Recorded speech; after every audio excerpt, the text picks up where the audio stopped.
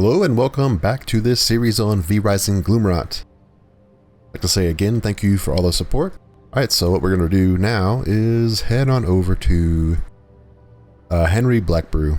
And he is in this area here, the Transcendium Laboratories. I believe he's like actually in this area. And we don't have a ton of time, but it's all indoors. So as long as we get there, yeah, before the daytime comes up, we should be fine. So we also are going to be in the northern part of Gloomrot, which is kind of a mess. You'll see in a second here, you're going to see lightning strikes. And those lightning strikes are pretty deadly if you get hit by them. And they are very much constant. So you have to be wary of that. So we're going to keep heading north here. There's also quite a few high-level mobs up here. I think there's a lot of level 70s. These are the normal mobs here, but there's actually bigger machines up here. I think what we could do to get in here is actually going to be to maybe like go into human form. Yeah, you have to wait for that to go through. If you start burning, it's annoying because you lose so much health.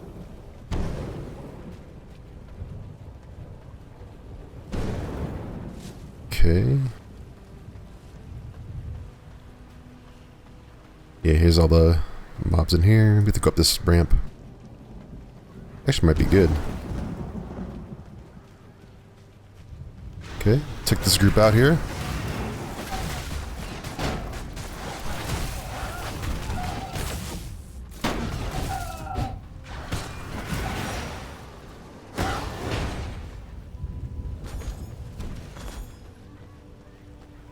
Alright, so inside here, it's going to be filled with people. This might take a little bit of time to clear through this area, but this is all indoors now, so you don't have to worry about, dying to sunlight. So I'll have to just clear this place out, and just make sure we're not being interfered with. And I'll come back when we get to the boss. Alright, we got this place cleared out. He's in here. So we can just pop our potions and our blood.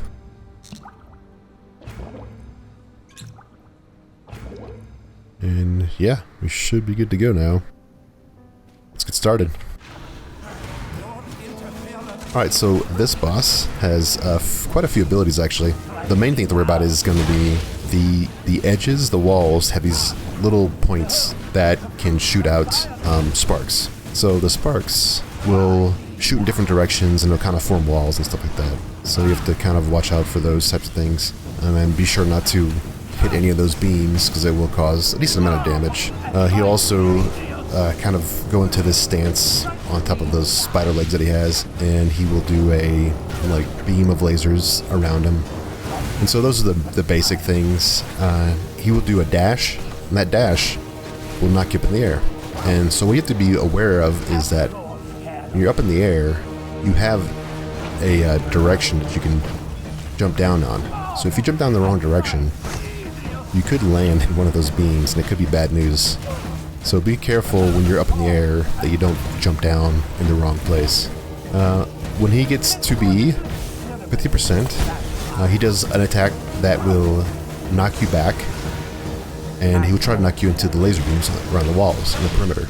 So you have to be really careful to kind of move towards him and save your dashes for when he does that, so that you dash towards him. Because you don't want to hit the walls will do constant damage to you, and it would take down your health pretty quick.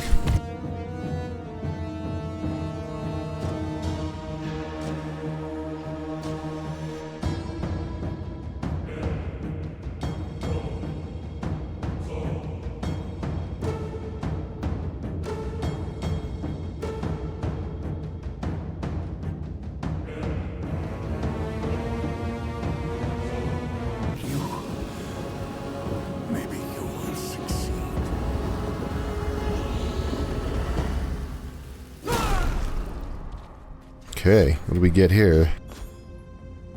Oh, did we get jewelry flooring? Jewels chamber flooring. Okay, so this is going to be great, actually. Alright, so with this boss, we unlocked Discharge, which is I believe it's a shield ability for storm attacks. And we also got the Aethernium. So the Aethernium will let us start doing research, the last tier of research. And we also unlocked schematics. And so the reason why I spent a lot of time getting scrap is pretty much for getting schematics. So we have a ton of scrap, and we've been collecting quite a bit of the scrolls as well. So we should just get started on a lot of research as soon as we make it back. Alright, so that's going to be it. Let's I'm going to head back to the base, and then we will talk about the research stuff. Alright, back at the base. And let's see, we got the stuff for the Aethernium right now. I did complete the study, so it's completely done, 100% done. You don't need to keep it around. You can just switch it out for the next tier if you're 100% done. There we go. This is the Aethernium. Alright, so we can use the books that we've acquired so far, which should get us some things. Let's see. This is actually the biggest thing I'm most excited about. This is the Jeweler's Chamber Floor, and what this does is it will get us a floor that we can use to put on this side of the building, and this will reduce the costs for all the materials for 25% for all three of these machines here. So it kind of makes gem crafting and jewel crafting a lot cheaper. And of course our future necklace as well will be a lot cheaper. So yeah, that's one thing we got, which is great.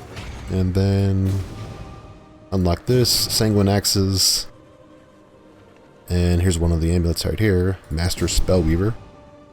So we could, from this is like probably the biggest upgrade to our gear. Once we unlock everything, I'm going to probably work towards unlocking that before the next boss. At least trying to get the books and stuff to unlock the armor sets. So we now have this here, which requires power cores.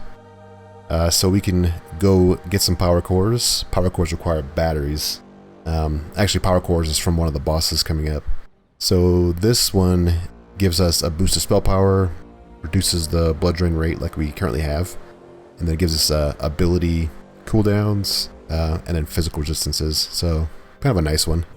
Not my favorite one, but we'll see what we can get from doing some research. What we can do now with the recent boss takedown is now craft the schematics. So the schematics is tech scrap and scrolls. And the tech scrap and scrolls, we have quite a bit of those. So we can kind of get started on that. I have scrolls in here, and I'll probably just spend some time just crafting all this stuff up, and go get some more scrap down at the bottom there. One other thing I wanted to mention with this is that this does cost 100. I think previously it was 75 with the correct flooring. It was 75, but now it's 100. So yeah, so it's a big jump in costs. So you're not going to be progressing the research that quickly at this level, but yeah, you can definitely work towards this and try to unlock some things. And of course we get the books. So the books, we're gonna be able to get the books once we get access to gold. We can start crafting the coins, which requires gold. So we'll hit up that boss pretty soon. And then the books are also in the city here in Silverlight. So we haven't been here yet, but the Brighthaven Trade District is where the vendors are. And so we can go here and trade the coins in for the different books and different things for the final tier. So alright, so I'm going to spend some time and do some research, and then we'll come on back once we have some more stuff unlocked. Alright, and I'm back, and I did make some more paper presses just to get some, more things crafted. The paper press is actually really cheap to make, so you can actually have quite a few of them going. And in the Aethenium, I unlocked a few new things, a couple of more amulets, and I got a couple of more weapons. Still don't have the Reaper, but that's fine. The amulets cost power cores to upgrade, and the weapons they cost gold. So I think what I should probably do now, and I did do this before, was I actually went into the vendor district and just wanted to get some books and stuff. There's actually quite a few places you can loot in here, and same thing with Brighthaven Square. And then of course you can go into other places too, but those are the big things. You can go in there and look for books and look for schematics and try to upgrade some stuff. I think I might have enough to upgrade. Yeah, I do. I can do one more. Hopefully we can get... Oh, we just got some cosmetics. Actually a cool cosmetic. It's a lamppost. I think that lamppost actually costs the power core. Lighting. And this is gonna be... Nah, it's just iron. Okay. So I think what we should do now, instead of spending a lot of time going through and trying to get these researches done through the paper presses, we probably can go and try to go after a boss. We're gonna need the gold anyways. So I think the boss that we should hit up is probably gonna be Azrael, the Sunbringer, because he gives us gold and a large coin purse, but the biggest thing is the gold. So Azrael is all the way in this church, and that church requires holy resistances. I did make one of the flasks, and I made some other stuff too. We got one of our bloods, so we can head over there, kind of walk our way through the town. It's actually pretty easy if you're in human form.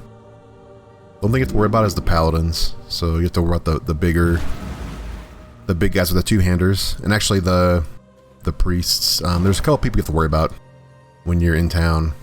So let's just get our horse. Alright, so let's head over to town and then come back when I get there. Alright, here we are in town. You don't have to go through that gate. There's actually like a side wall here you can just walk through. There's the entrance, the gate entrance.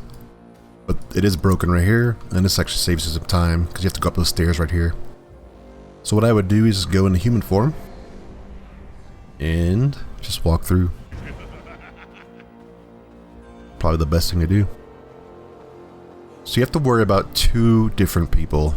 None of these guys, none of these lower level guys. It's really the higher level ones. I don't know if I'll see them. Like this guy right here, the paladin. You don't want to walk into him because he will uncover you. Actually, I need to switch over. I don't know if it's safe right here. Nah, it's not safe right there. Okay. I need to equip my holy resistances before I go in there. But it's fine. Yeah, we should be fine. So just pop your holy resistances before you get up there, and you should be able to just go into human form. They'll reset eventually. Okay, so yeah, the biggest thing you want to worry about is just the paladins, and then the priests, they're like light mages. They're not called priests, they're just called light mages. Yeah, you see how he sees me? They're not too difficult to kill. So if you do go up here, I would recommend getting all the chests because there's so many coins. You can just find coins and all kinds of stuff in here. There's the pistols. There's some gold. You want to find the gold chains. Those are all great. Alright, so up here, this priest right here will uncover me. And it's actually a huge pain. So I'm going to just fight him. Maybe I can kill them quick. I don't want to fight all of these guys at the same time. Yeah, this is going to not be fun. Alright, well, I'll just head down here. Try to get them all to reset. You have some time. Alright, round 2. You don't want to mess with the light weavers either. So those guys will uncover you as well. So Light Weavers, Paladins. I don't think these guys will... Yeah, the Clerics I don't think will notice you. So you should be able to walk through... Oh, no they will. So you have to kill the Clerics.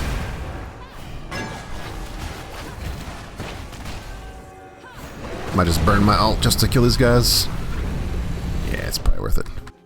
Okay, I'll let my ult come back, and then we'll head back in there. Alright, I am back. My ult's almost up. I did want to mention a couple things. These things will put you in combat.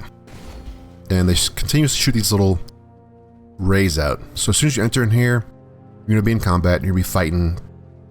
These things will be shooting at you throughout the time, especially when you're close to them.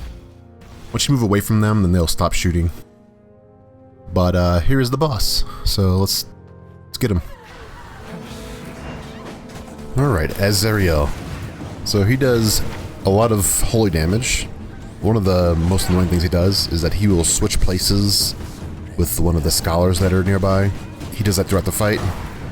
He also will summon some of the clerics, like the ones that we fought out in front of the door. And then the biggest thing is he does these holy waves of damage that are similar to the wards that we passed when we walked in. And he does a lot of these throughout the fight. And he also shoot out a bigger ball of holy damage that once it hits something, it'll create a large explosion, so you don't want to be near those. Kind of get your distance from those. Throughout the fight, he'll also summon one of the holy light wells, and it'll tether to him, and he'll become immune until you break the holy light well.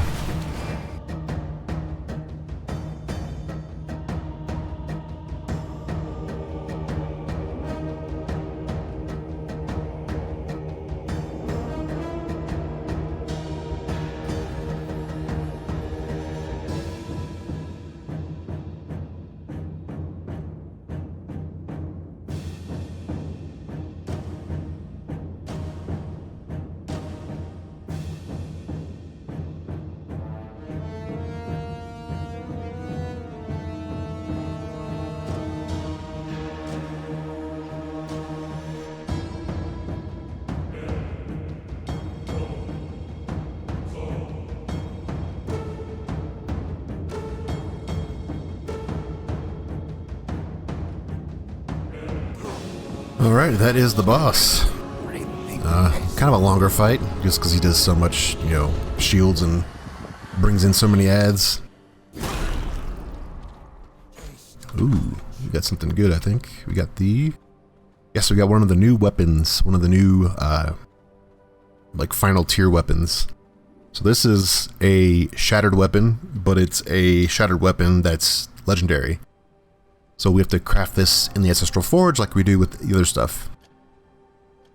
So any boss, I believe, in the 60, what is this, or 74 and above will drop those weapons. That's kind of nice. And let's see, we also learned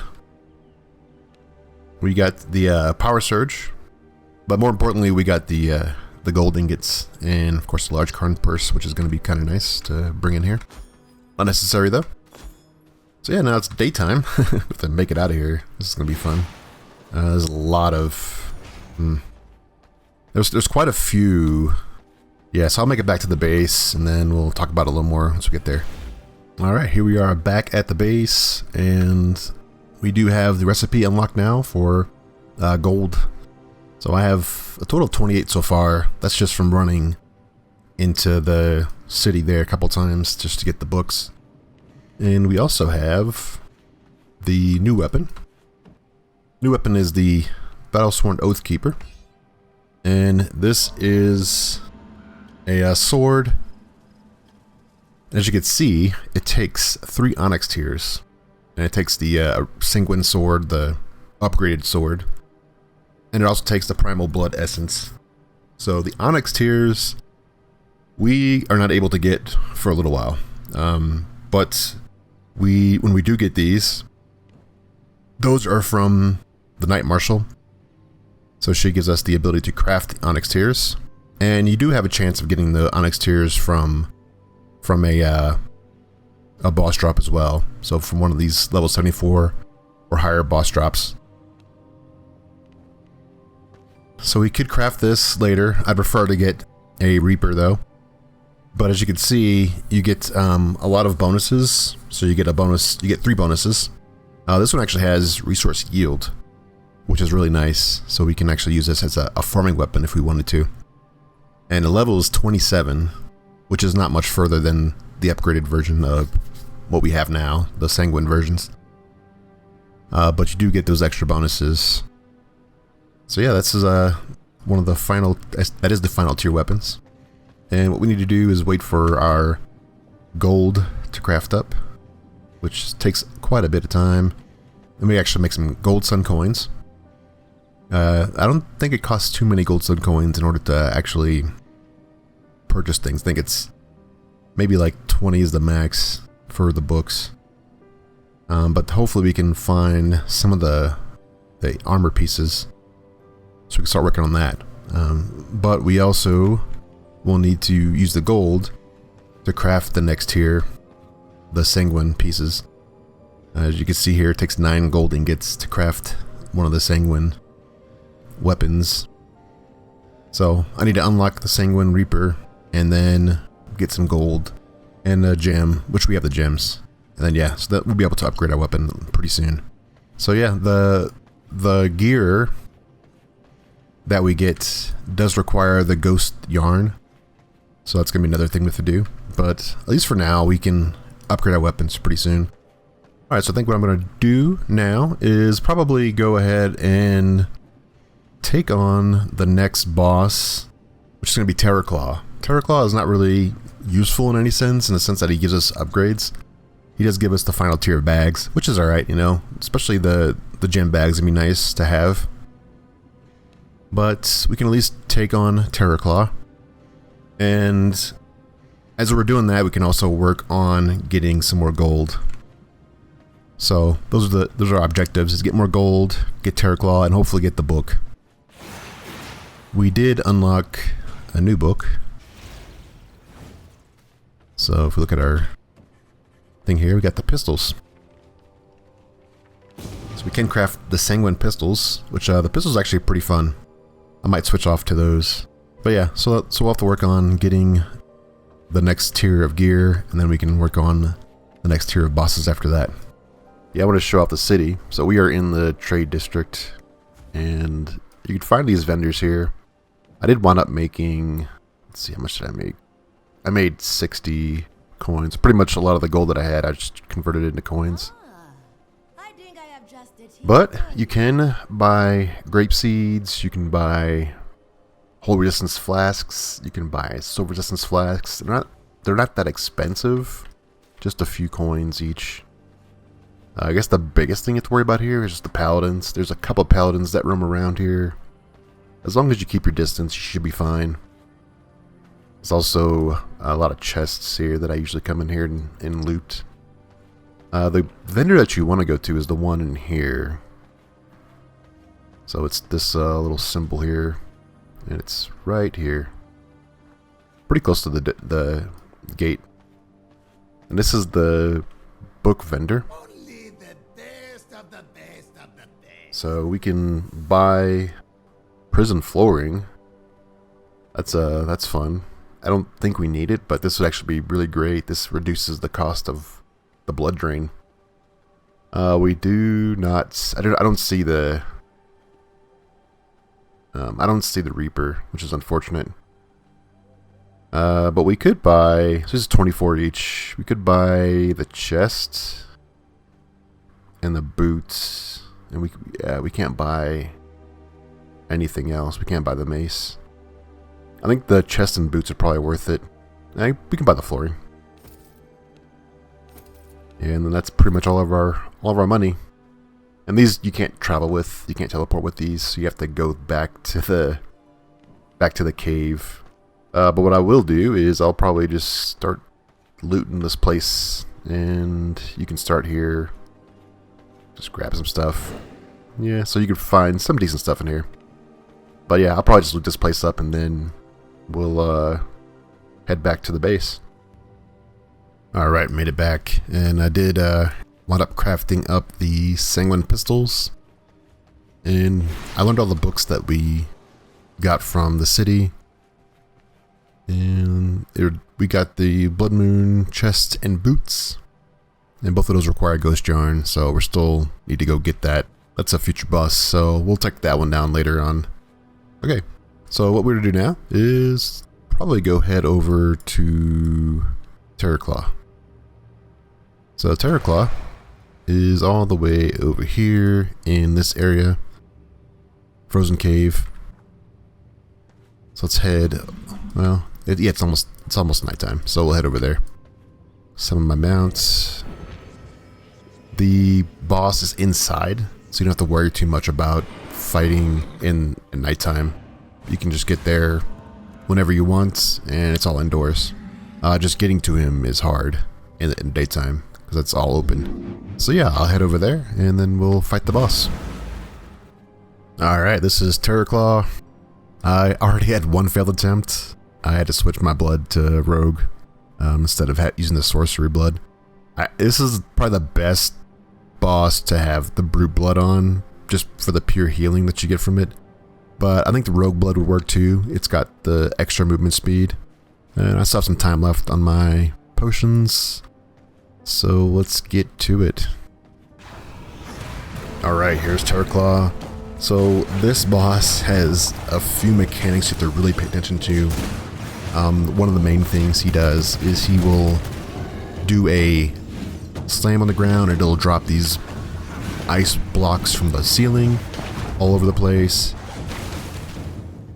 He will do one of two things after that. He will do a kind of another slam to the ground, and it will cause a rupture that will spew up ice from the ground. You want to dodge out of that. The other one is he'll kind of charge this frost ability, and that frost ability, he'll do 2 waves of that frost ability, and you want to be behind one of the ice blocks when he does that, or else he will freeze you and he'll do a wave of damage to you, and it's a pretty significant amount of damage. All of his attacks are a lot of damage. Another attack he does that's very important to dodge is going to be he'll pick up one of the ice blocks and he will throw it, and that does a significant amount of damage, and it's really hard to outmaneuver unless you dodge it. So I would recommend saving your dodge for that specific maneuver, and also I would recommend using a weapon that has some sort of dodge built into it. Another thing he does is he jumps in the air and then falls down and does another ice wave, and so the initial impact looks small, but it'll spread out even further than that initial circle, so you want to be much further away. And finally, he'll do like a dash attack, and it will hit you, kind of insta-stun you if he does hit you. So you want to also be careful of that. He does a lot of melee damage as well. The biggest thing I think is the frost damage, and watching for which attack he does after he drops the boulders from the ceiling.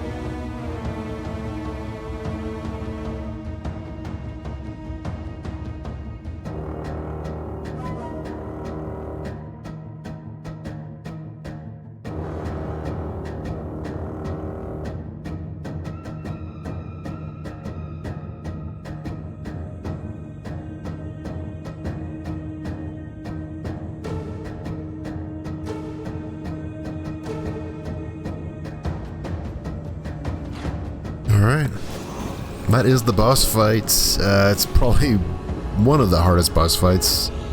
I'm glad I had these sanguine pistols that boost my level up, or it'd be even worse. Alright, so we got Bolt Storm, so that's not bad. Ooh, it's Condemned, that's even better. And it's got spell life leech, which is kind of nice. Maybe switch to that in the future. We also got Arctic Leap, which is another really good ability. This is a ultimate ability, I believe. Frost, yeah, it's our first Frost ultimate ability. And we also got the bags. So yeah, definitely a rough fight, but we managed to get through it. I think having the extra movement speed definitely helps with this boss fight. Alright, so I'm gonna head back to the base. Alright, here we are back at the base. One thing I did want to point out is if you have a weapon that you're not going to be using, if you look at this weapon, you can see that if we were to throw it into the Devourer, it would give us back radium alloy, gold jewelry, and spectral dust.